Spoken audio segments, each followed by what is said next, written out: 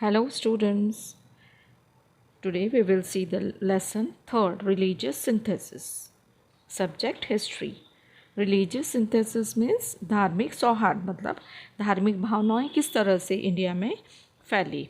तो अब हम ये लेसन स्टार्ट करेंगे। बिफोर स्टार्टिंग द लेसन मैं आप सभी से रिक्वेस्ट करती हूँ कि यदि आपको मेरा पढ़ाना अच्छा लगता है तो प्लीज़ मेरे इस चैनल को लाइक कीजिए, सब्सक्राइब कीजिए, ज़्यादा से ज़्यादा शेयर कीजिए ताकि बहुत सारे बच्चों को इसका फ़ायदा हो सके और आपको मेरे आने वाली वीडियोस भी मिल सकें।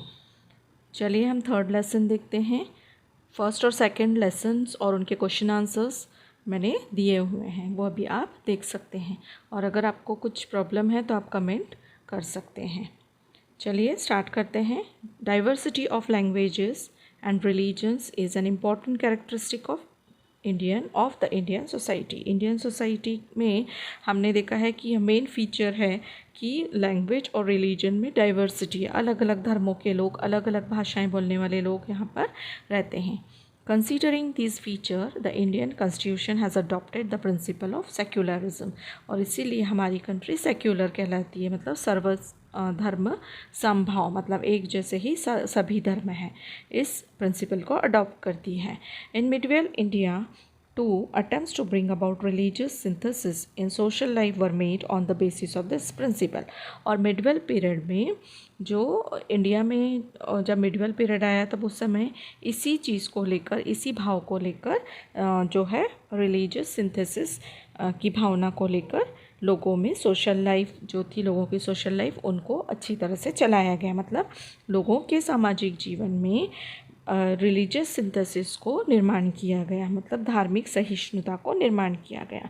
Among these efforts the bhakti movement, Sikhism and the Sufi sect have a significant place. और इन सब एफर्ट्स में, इन सब कोशिशों में भक्ति मूवमेंट, सिखिज़म और सूफी, यह जो धर्म थे, उन लोगों ने बहुत सारी अपना इम्पोर्टेंट रोल यहाँ पर दिया। This different streams of thought arose in different parts of India. यह भक्ति मूवमेंट, सिखिज़म, सूफ़ी, यह किसी तरह के विशेष धर्म नहीं थे, लेकिन यह एक धार्मिक भावनाएं थी, धार्मिक जो विचारधारा थी, जिसकी वजह से हमारे देश में धार्मिक सहिष्णुता आई। They emphasized harmony between the different sects and religions among this with devotion to God. और इन्होंने लोगों को यह समझाया कि देखिए सभी जो ईश्वर एक है और सभी लोग ईश्वर के लिए एक ही हैं, और इसी भावना को लेकर हम सब आगे बढ़ें। We shall study them in this chapter. और उन्होंने सभी धर्म एक हैं इस भावना के साथ सभी को आगे बढ़ाया। अभी हम आगे चैप्टर में देखेंगे। Initially rituals and brahma dhyan were greatly emphasized in the Indian religious life. हमने देखा कि पहले जब धर्म की हमारे जो हिंदू धर्म जो है जब शुरू हुआ था, या फिर और भी जो धर्म थे, तो उस समय पर ये भावना ज़्यादा थी कि जितने भी रिचुअल्स हैं उन्हें ज़्यादा माना जाता था और ब्रह्म ज्ञान जो है वही ग्रेट है ऐसा समझा जाता था।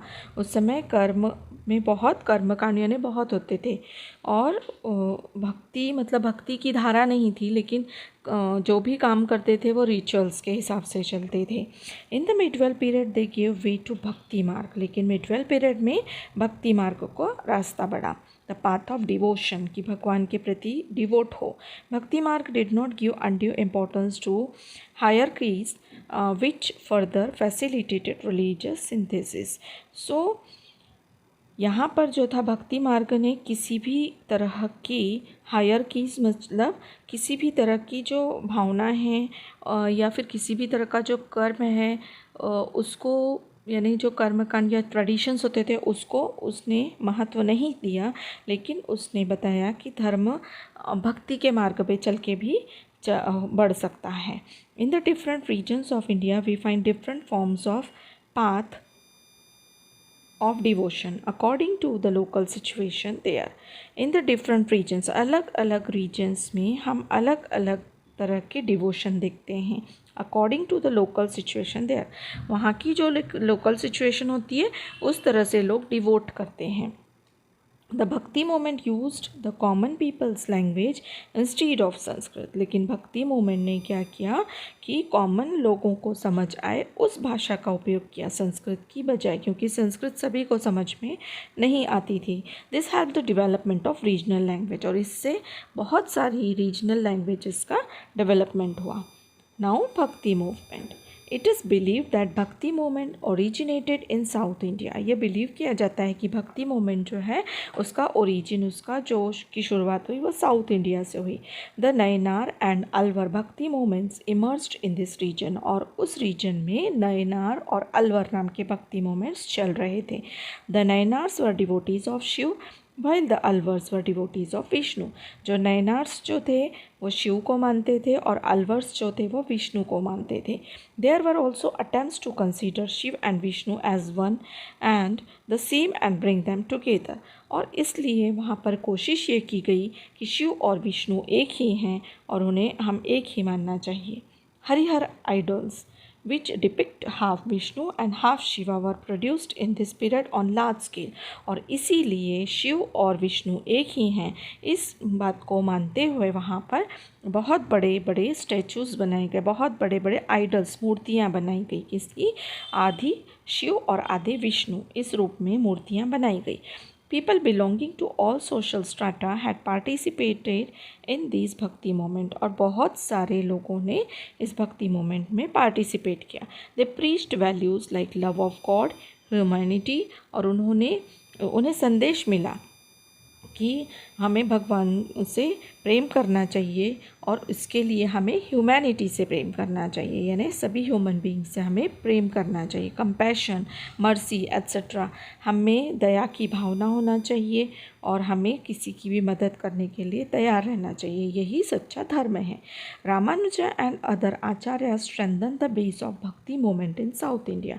और रामानुज और जो दूसरे आचार्य थे उन्होंने भक्ति मूवमेंट को बल दिया, मजबूत बनाया। कहाँ? साउथ इंडिया में। They told people that God is for all. उन्होंने बताया कि भगवान सभी के लिए हैं। गॉड डज नॉट डिस्क्रिमिनेट, भगवान किसी के बीच में कोई भेदभाव नहीं करते। The teachings of Ramanuja had a great impact in north India also. और इसीलिए रामानुजा की जो टीचिंग्स थी, उन्होंने जो भी बताया उसका बहुत ही गहरा इफ़ेक्ट पड़ा नॉर्थ इंडिया में। संत Ramanand strengthen the bhakti movement in north India. इस तरह से संत रामानंद ने नॉर्थ इंडिया में भक्ति मूवमेंट को मजबूत बनाया। संत Kabir is a well known Sant in the bhakti movement. इसी तरह भक्ति मूवमेंट में एक और नाम आता है जो है संत कबीर, ये भी बहुत वेल नोन संत हैं। He did not attach any importance to places of pilgrimage, व्रतास और आइडल वर्शिप। वो उन्होंने कभी किसी को भी यह नहीं बोला कि अटैच हो जाओ किससे, कि हमें उपवास रखना चाहिए, हमें धर्म स्थलों की यात्रा करनी चाहिए, हमें मूर्ति पूजा करना चाहिए। इस तरह का अटैचमेंट उन्होंने कभी लोगों को करने के लिए नहीं कहा।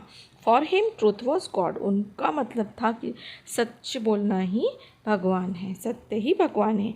ही taught that all human beings are equal. उन्होंने सभी को बताया कि ह्यूमन बीइंग सभी इक्वल हैं। He did not believe in any differences based on caste, creed, sect and religion। और वो कभी विश्वास नहीं करते थे कि जाति भेद होता है, कर्म भेद या धर्म का भेद होता है, इस चीज़ों पे वो कभी विश्वास नहीं करते थे। He wanted to bring about Hindu and Muslim unity। उनके अनुसार हिंदू और मुस्लिम सभी एक थे। He criticized the extremely orthodox people in both Hindu and Muslim religions in strong term। उन्होंने हमेशा विरोध किया, बहुत ज़्यादा विरोध किया ऑर्थोडॉक्स पीपल का, जो कि कट्टर हिंदू और कट्टर मुस्लिम थे। ऐसे लोगों का उन्होंने बहुत विरोध किया। In Bengal Chaitanya Mahaprabhu underline the importance of Krishna bhakti. इसी तरह बंगाल में चैतन्य महाप्रभु ने कृष्ण भक्ति के महत्व को बताया। Due to his teachings people join the bhakti movement in transcending the boundaries of caste and creed. और इस भक्ति मूवमेंट में कृष्ण भक्ति में लोगों ने अपने कास्ट और किसी भी तरह का रंग भेद, जाति भेद को नहीं माना और उस भक्ति मार्ग पर चल पड़े। अंडर दिस इन्फ्लुएंस शंकर देव शंकर देवा स्प्रेड द भक्ति मूवमेंट इन आसाम। इसी तरह शंकर देवा ने भक्ति मूवमेंट आसाम में शुरू की। Narsinh Mehta was a renowned Vaishnav sant in Gujarat. इसी तरह नरसिंह मेहता जो थे वह भी वैष्णव संत थे। कहाँ? गुजरात में। He was an ardent devotee of Krishna. वह भी कृष्णा के बहुत बड़े भक्त थे। He gave the message of equality. उन्होंने भी समानता का संदेश दिया। He is known as the first poet of Gujarati language. और वह गुजराती लैंग्वेज के पहले पोएट बने, कवि बने। Sant Mirabai stressed the importance of devotion to Krishna. Sant Mirabai ने भी कृष्ण भक्ति को ही इम्पोर्टेंस दिया। She belong to the royal family of Mewar. वह बहुत बड़े रॉयल फैमिली से बिलोंग करती थी। She renounced all pleasures of the royal family and immersed herself in devotion to Krishna. उन्होंने अपने जितने भी प्लेजर्स थे, जितने भी रॉयल फैमिली की फैसिलिटीज़ थी, उन सबको छोड़ा और अपने आप को कृष्ण भक्ति में लगा दिया। She composed devotional verses in Rajasthani and Gujarati. उन्होंने बहुत से कृष्ण भक्ति के भजन लिखे हैं राजस्थानी लैंग्वेज में और गुजराती लैंग्वेज में। Her devotional verses give the message of devotion, tolerance and humanity. उनके जो संदेश थे वो हमें डिवोशन सिखाते हैं, टॉलरेंस सिखाते हैं और ह्यूमैनिटी सिखाते हैं। संत सेना was an influential sun. Sant Rohidas was a great सन। इसी तरह संत सेना जो थे वह भी बहुत इन्फ्लुएंशियल, बहुत प्रभाव करने वाले संत थे। संत रोहिदास भी बहुत महान संत थे। He gave the message of equality and humanity. और इन संतों ने भी हमें इक्वालिटी और ह्यूमैनिटी का मैसेज दिया। Surdas a great poet of Hindi literature compose the poetical work Sursagar. इसी तरह सूरदास जो पोइट थे हिंदी लिटरेचर के, उन्होंने सुरसागर नाम की पोएटिकल वर्क किया, यानी रचना की। डिवोशन टू कृष्णा, कृष्ण भक्ति is the subject of his work. और उन्होंने जो लिखा है उसका जो सब्जेक्ट है वह है कृष्ण भक्ति। द वर्सेस ऑन कृष्ण भक्ति कंपोज्ड बाय द मुस्लिम संत रस खान आर मेलोडियस। इसी तरह एक मुस्लिम संत थे रस खान जो कृष्ण के बहुत बड़े भक्त थे। उन्होंने भी अपनी रचना कृष्ण भक्ति के बारे में लिखी है। Ramcharitmanas of Sant Tulsidas is a beautiful composition expressing devotion to Rama. इसी तरह रामचरितमानस है जो संत तुलसीदास ने लिखा है और यह भी हमें राम भगवान के बारे में अपने डिवोशन को बताता है। In Karnataka Basaveshwara spread the Lingayat stream of thought. इसी तरह कर्नाटक में बसवेश्वर नाम के संत हुए जिन्होंने लिंगायत स्ट्रीम की स्थापना की। He opposed the caste system and stressed the dignity of labour. उन्होंने श्रम को महत्व दिया। कास्ट सिस्टम जो है उसके वो अपोज में थे, वो विरोध में थे। काया कावे Kailash is his well-known saying, which means work is Kailash. उनका मतलब था कि हमारे कर्म ही, हमारा काम ही भगवान है। Work is worship. He encouraged women's participation in his movement. उन्होंने वुमेन पार्टिसिपेशन को अपने मूवमेंट में ज़्यादा एनकरेज किया। Man and women belonging to all caste began to participate in the religious discussions conducted in hall Anubhava Mantapa. और Sri Bashveshwar conveyed his teaching in the language of the people, that is Kannada, through the medium of वाचन literature. उन्होंने बहुत सारे लोगों को, बहुत सारे cast के लोगों को भी इस मोमेंट में जो है अपने इस मूवमेंट में शामिल किया। और बसवेश्वर ने जो अपनी टीचिंग्स थी वह कॉमन लैंग्वेज में थी, जो वहाँ की कन्नड़ लोकल लैंग्वेज थी, और थ्रू द मीडियम ऑफ वाचन लिटरेचर, जिससे लोग पढ़कर उस साहित्य को, लिटरेचर को समझ सकें। His work had a great impact on society. उनके काम की वजह से समाज में बहुत सारा इफ़ेक्ट पड़ा। His followers has compose their work in Marathi also. और उनके जो फॉलोअर्स थे उन्होंने उनकी जो भी कंपोजिशन है, उनकी जो भी रचनाएं हैं, उन्हें मराठी में ट्रांसलेट किया। ऑफ दीज कंपोजिशंस परमा रहस्य composed by Manmath Swami.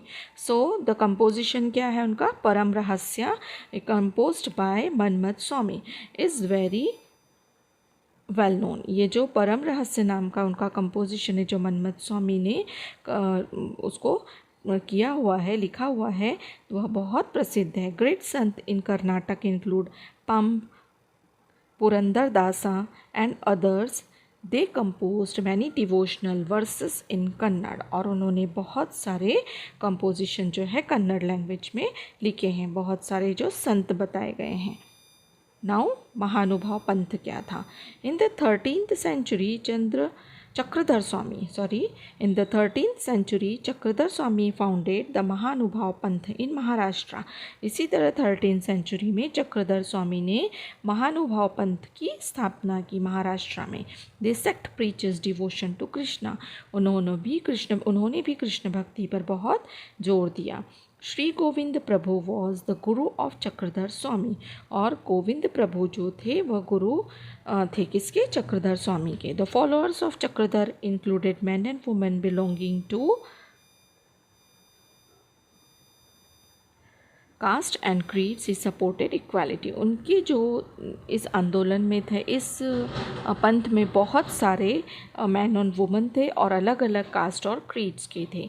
He travel to all parts of Maharashtra, उन्होंने पूरे पार्ट्स महाराष्ट्र के पूरे भागों में ट्रैवल किया। He travel to all parts of Maharashtra preaching in Marathi, और वहाँ पर उन्होंने मराठी में लोगों को संदेश दिया। He preferred Marathi instead of Sanskrit, Sanskrit के बजाय वह मराठी को प्रेफर करते थे। This led to development of Marathi language, और इसी से मराठी लैंग्वेज भी डेवलप हुई। Many works were composed in Marathi, और बहुत सारी रचनाएँ उन्होंने मराठी में लिखी हैं। This sect mainly spread in the Vidarbha and Marathwada regions of Maharashtra.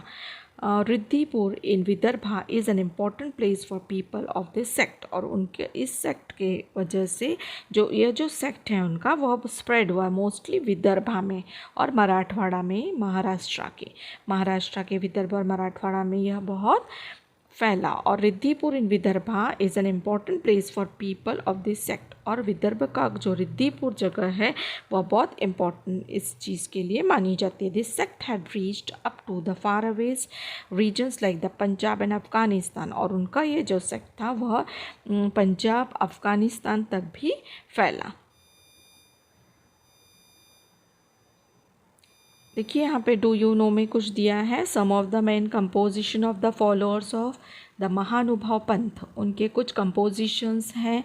The treatise Lila Charitra compiled by Mahim Bhatt describing the deeds of Chakradhar Swami, Dhavale of the first Marathi poetess Mahadamba, Sutrapath and Drishtantapath compiled by Keshavas, Vachaharan of Damodar Pandit, Shishupal Vad of Bhaskar Bhatt Borikar, and Rukmini Swayamvar of Narendra.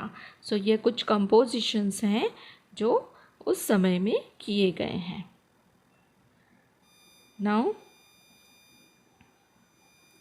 do you know में a conversation between a Hindu and a Muslim written by Sant Eknath is important from the viewpoint of religious harmony। कुछ conversation है एक जो हिंदू और मुस्लिम के बीच में हुआ था, उसे संत एकनाथ ने बहुत इम्पोर्टेंस देकर बताया है। द फेमस कोट ऑफ संत शेख मोहम्मद, देखो मुस्लिम संत भी हुए, संत शेख मोहम्मद जो थे। अविंद त्याचे हृदय Govind is an example of this religious harmony, मतलब उन्होंने अपने लेख में बताया है कि शेख मोहम्मद अविंद त्याचे हृदय गोविंद, उन्होंने यह रचना करके बताया है। तो इससे संत एकनाथ ने बताया है कि उस समय पर कोई भी रिलीजियस भेदभाव नहीं था, धर्म के बारे में कोई भेदभाव नहीं था। Now Guru Nanak was the founder of Sikhism and the first Guru of Sikhs. Guru Nanak जो थे वह सिख पंथ के जो थे फाउंडर थे और वह फर्स्ट गुरु थे सिखों की। His work has to be mention as a great attempt at religious synthesis, और उनका वर्क जो है बहुत मायने रखता है धर्म के मार्ग पर। He visited the Holi places of both Hindus and Muslims, उन्होंने हिंदू और मुस्लिम सभी धर्म स्थलों की यात्रा की। ही हैड ऑल्सो विजिटेड मक्का, और वह मक्का तक भी गए थे। He realized that the feeling of devotion is common everywhere. उन्होंने बताया कि भगवान के प्रति जो भावना है वह सभी जगह एक सी है. He taught that all persons should be treated equally. सभी persons एक जैसे ट्रीट किए जाने चाहिए. His teachings aimed at achieving Hindu-Muslim unity. उनकी जो टीचिंग्स थी वह हमें बोलती हैं कि हिंदू मुस्लिम सभी एक हैं, उन्हें यूनिटी में रहना चाहिए. He emphasized chaste behaviour. Many people were influenced by teachings of Guru Nanak. और गुरु नानक की टीचिंग्स से बहुत सारे लोग इन्फ्लुएंस थे, प्रभावित थे. The number of his followers increase day by day. उनके फॉलोअर्स दिन प्रतिदिन बढ़ते गए. The followers of Guru Nanak are known as Sikh shishyas meaning disciples. और इस तरह उनके जो फॉलोअर्स थे उनको सिख कहा जाने लगा. The Adi Granth also known as the Guru Granth Sahib is the holy book of the Sikhs. इसी तरह आदि ग्रंथ जो है वह गुरु Granth Sahib also known as आदि ग्रंथ जो है उसे ही गुरु ग्रंथ साहिब भी माना जाता है, जो उन सिखों की एक होली बुक मानी जाती है. द आदि ग्रंथ includes composition bye Guru Nanak, Sant Namdev, Sant Kabir and other संत. जो आदि ग्रंथ है उसमें कंपोजिशंस हैं, रचनाएं हैं. किस किस की? गुरु नानक की, संत नामदेव की, संत कबीर और अदर दूसरे संतों की. Guru Nanak was succeeded by 9 gurus of the 6. और इस तरह गुरु नानक जो हैं वह सक्सीड हुए, सफल हुए. इस तरह से सिखों के 9 गुरु हुए. गुरु Govind Singh was 10th Guru of the Sikh. इस तरह गुरु गोविंद सिंह जो थे वह सिखों के 10वें गुरु हुए. After Guru Govind Singh Sikh regard the Guru Granth Sahib as there गुरु. लेकिन गुरु गोविंद सिंह के बाद सिखों ने गुरु ग्रंथ साहिब को ही अपना गुरु माना, क्योंकि गुरु गोविंद सिंह का उन्हें आदेश था कि मेरे बाद आप ग्रंथ साहिब को ही अपना गुरु मानना. Now the Sufi sect. This is a sect in the Islam. यह एक जो धारा थी सूफ़ी, वह कहाँ से निकली थी? इस्लाम से. The Sufi saints believe that God is full of love and only way to reach him is through love and devotion. Sufi जो संत थे उनका मानना था कि भगवान जो हैं वो बहुत प्रेम से भरे हुए हैं और उन तक पहुंचने का जो मार्ग है वह प्रेम और डिवोशन से ही, भक्ति और प्रेम से ही जाता है. Their main teachings are love for all living beings, meditation and simple living. उनकी जो टीचिंग थी वह क्या थी कि लव, सभी से एक जैसा प्रेम करो, मेडिटेशन करो और सिंपल लिविंग रहो. इस तरह से वह बिलीव करते थे. ख्वाजा मोइनुद्दीन चिश्ती, शेख निज़ामुद्दीन औलिया वर ग्रेट सूफी सन. मोइनुद्दीन चिश्ती और शेख निज़ामुद्दीन औलिया जो हैं वह बहुत बड़े सूफी संत माने जाते हैं. The teachings of Sufi saints lead to unity in the Hindu and Muslim communities. Sufi music has made valuable contribution to Indian music. और इस तरह से सूफ़ी म्यूज़िक जो है वह उसका इंडियन म्यूज़िक में बहुत बड़ा कंट्रीब्यूशन है. द पाथ ऑफ भक्ति taught by Sant was easy to follow for the common people. The Bhakti movement was open to all men and women. भक्ति जो है, पाथ ऑफ भक्ति जो है, भक्ति का जो रास्ता है वह संतों ने बहुत इजीली सभी को फॉलो करने के लिए बताया. Bhakti movement was open to all man and women. और भक्ति मोमेंट जो थी वो सभी लोगों के लिए, चाहे पुरुष हो या स्त्री हो, सभी के लिए खुली थी.